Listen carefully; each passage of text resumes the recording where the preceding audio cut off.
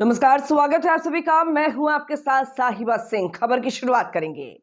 मुख्यमंत्री की यात्रा पर राष्ट्रीय जनता दल के द्वारा यह सवाल उठाने पर कि 252 करोड़ रुपए का दुरुपयोग करने के लिए मुख्यमंत्री जा रहे हैं।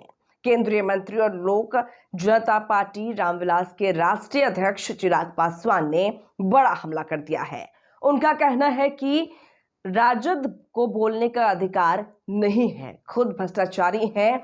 उनके समय में क्या हुआ था यह बताना होगा और राष्ट्रीय जनता दल को कम से कम भ्रष्टाचार और पैसे के दुरुपयोग पर बोलने का कोई अधिकार नहीं है।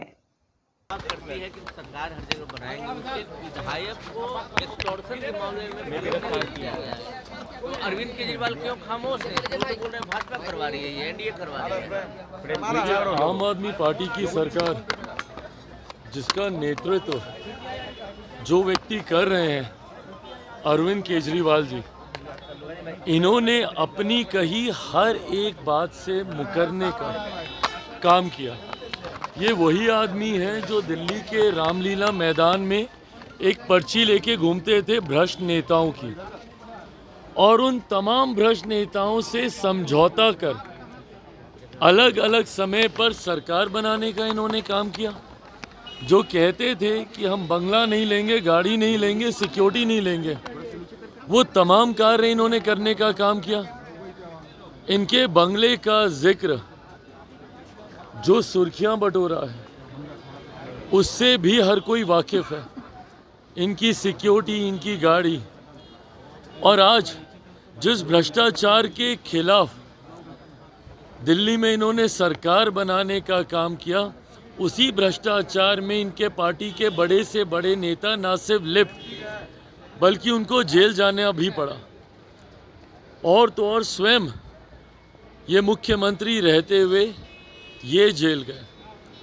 और अब इनकी पार्टी के नेताओं का नाम ना सिर्फ भ्रष्टाचार बल्कि एक्सटॉर्शन में भी उनका नाम सामने आ रहा है। दर्शाता है कि अगर देश के इतिहास में कोई सबसे बड़ी भ्रष्ट पार्टी रही है तो वो आम आदमी पार्टी ही रही है। और अब दिल्ली की जनता, खास तौर पर पंजाब में भी यही हाल है, पर क्योंकि पहले चुनाव दिल्ली में होने वाले हैं, दिल्ली की जनता ने मन बना लिया है कि जिस तरीके से आम आदमी पार्टी ने दिल्ली और दिल्ली वालों को लूटने का काम किया है, अगले साल के शुरुआत में ही दिल्ली में विधानसभा के चुनाव हैं और इस बार किसी कीमत पर भी आम आदमी पार्टी की सरकार वहाँ नहीं बनने जा रही है। दिल्ली की जनता ने मन बना लिया है। जिस तरीके से अलग अलग राज्यों में, हरियाणा, महाराष्ट्र में एनडीए भारतीय जनता पार्टी की सरकार बनी है,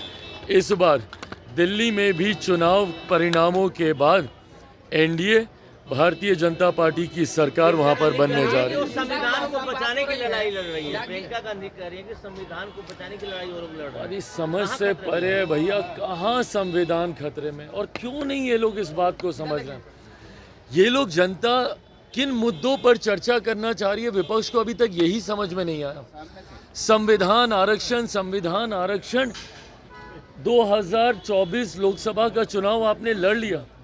आज लगभग 6 महीने होने को आए हैं लोकसभा चुनाव परिणामों के बाद, और इन 6 महीनों में अलग अलग राज्यों ने आपको बता दिया भैया कि ना संविधान मुद्दा है ना आरक्षण मुद्दा है। हरियाणा का चुनाव लड़ा था ना, क्या हो गया महाराष्ट्र में। अलग अलग राज्यों में जहाँ पर चुनाव हुए हैं, जनता ने एक तरफा लैंडस्लाइड बहुमत से सरकारें बनाई हैं एनडीए भाजपा की, और वहाँ की जनता ने आपको बखूबी ये बात बता दिया कि ना आरक्षण मुद्दा है ना संविधान मुद्दा है। और ख़ास तौर पर जब कांग्रेस जैसे दल संविधान आरक्षण की बात करते हैं, संविधान कभी खतरे में था तो वो सन 75 में था, जब सही मायनों में आपने संविधान की हत्या की थी देश में इमरजेंसी आपातकाल लगाकर। और आज आप लोग बात करिएगा संविधान को बचाने की। ये सारी बातें जनता अपने आप को इसके साथ जोड़ती ही नहीं है। और अभी पुनः अगर आप लोग इन्हीं मुद्दों का जिक्र कीजिएगा तो जिस तरीके से बाकी राज्यों में परिणाम आए हैं, इसी तरीके से दिल्ली में भी आपको हार का सामना करना पड़ेगा, बिहार में भी करना पड़ेगा, असम में भी करना पड़ेगा। मुख्यमंत्री यात्रा पर निकल रहे हैं। विपक्ष कह रहा है कि 225 करोड़ रुपए सरकारी खजाने का दुरुपयोग किया जा रहा है, उसको किसी और दूसरे काम में लगा। महिला संवाद यात्रा किसको चिंता है इस बात की? राजद जिन्होंने जनता का पैसा लूटकर भ्रष्टाचार की देन चढ़ाया, राजद को चिंता हो रही है पैसों की, जिनकी वजह से आज भी एक लंबा समय उनके जंगल राज के बीतने के बाद आज भी लोग पलायन करने के लिए मजबूर हो रहे हैं। ये लोग बात करेंगे कि कौन सा पैसा कहाँ पे इस्तेमाल हो रहा है। हकीकत है कि कम से कम राजद को तो भ्रष्टाचार, पैसे के दुरुपयोग पे कम से कम नहीं बोलना चाहिए। जिन लोगों ने खुद भ्रष्टाचार की देन, चारा घोटाला किसके समय में हुआ था, ये लोग बात करेंगे आज भ्रष्टाचार की, कम से कम इन लोगों को शोभा नहीं। की बात हो रही है, चेतनानंद पर लगातार हमलावर है, कह रहे हैं लोग जिंदा कौम के नेता है और बदला लेंगे, गठबंधन में रहकर वो लोग गठबंधन का पालन नहीं करते। देखिए, पहली बात तो कोई मुर्दा कौम नहीं है बिहार में, तो ये किसको बताना चाह रहे हैं कि कौन मुर्दा कौम है, पहले तो इस बात को ही स्पष्ट कर दें। दूसरी बात, मुझे नहीं लगता कि अब इनकी बातों का कोई जवाब देने का औचित्य रह गया। जब मांझी जी से लेकर मुख्यमंत्री जी से लेकर जनता दल यूनाइटेड, भारतीय जनता पार्टी, हिंदुस्तानी अवाम मोर्चा, सब लोगों ने उस दिन पार्टी के स्थापना दिवस पर आकर बता दिया कि कौन सही कौन गलत, एनडीए में कौन है नहीं है।